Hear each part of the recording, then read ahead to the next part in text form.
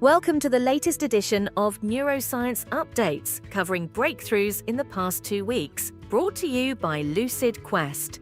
Roche has announced promising results from the Phase III FENtrepid study, showing that fenebrutinib significantly reduced disability progression by 12% in patients with primary progressive multiple sclerosis, or PPMS. This data positions fenebrutinib as a potential first-in-class oral BTK inhibitor for both PPMS and relapsing MS.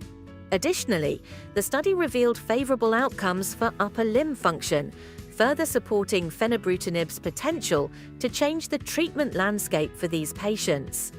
In Canada, Teva's PrAJOVY, fremanezumab, has received approval from Health Canada for the prevention of episodic migraine in pediatric patients aged 6 to 17.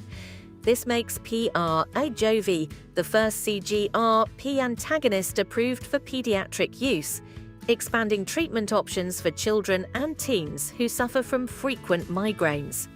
With its new indication, PrAJOVY offers a significant advance in addressing the needs of young patients with this debilitating condition. Kite, a Gilead company, has received an FDA label update for Yescarta, allowing it to be used for relapsed or refractory primary central nervous system lymphoma without prior limitations. This updated label highlights Yescarta's safety and efficacy for treating this aggressive form of lymphoma, making it a more accessible treatment option for patients who previously had limited choices for their condition. Eisai and Biogen's subcutaneous formulation of LEQEMBI, lecanemab for Alzheimer's disease, has been granted priority review by China's National Medical Products Administration. If approved, this formulation will provide a convenient, home-administered, weekly dosing alternative to traditional intravenous treatments, helping alleviate the burden on healthcare resources and offering a more accessible treatment option for patients with Alzheimer's disease. The European Commission has approved Amgen's UPLIZNA, inebilizumab, as an add-on therapy for generalized myasthenia gravis. UPLIZNA offers a twice-yearly dosing schedule, potentially reducing the need for long-term steroid use in patients with generalized myasthenia gravis. This approval marks a significant milestone in improving long-term treatment options for generalized myasthenia gravis patients and reducing steroid dependency. Lundbeck has announced positive Phase IIb results for bocunebart, an anti-PACAP antibody developed for migraine prevention. In the PROCEED trial, bocunebart met its primary endpoint, showing effectiveness in patients who had previously failed other treatments.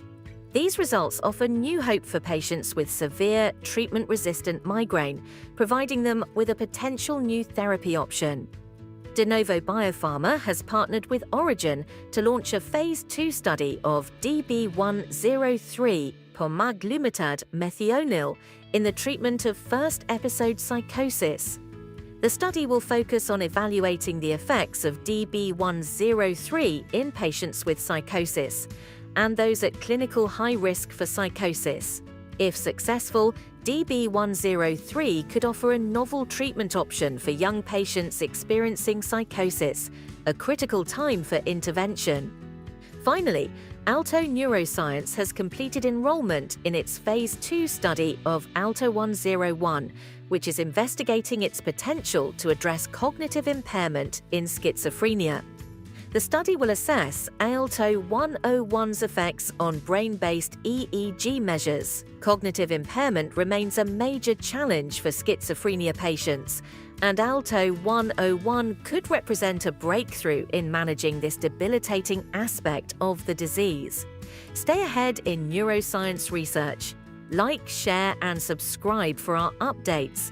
Visit lqventures.com or email us at info@lqventures.com for expert healthcare consulting. See you next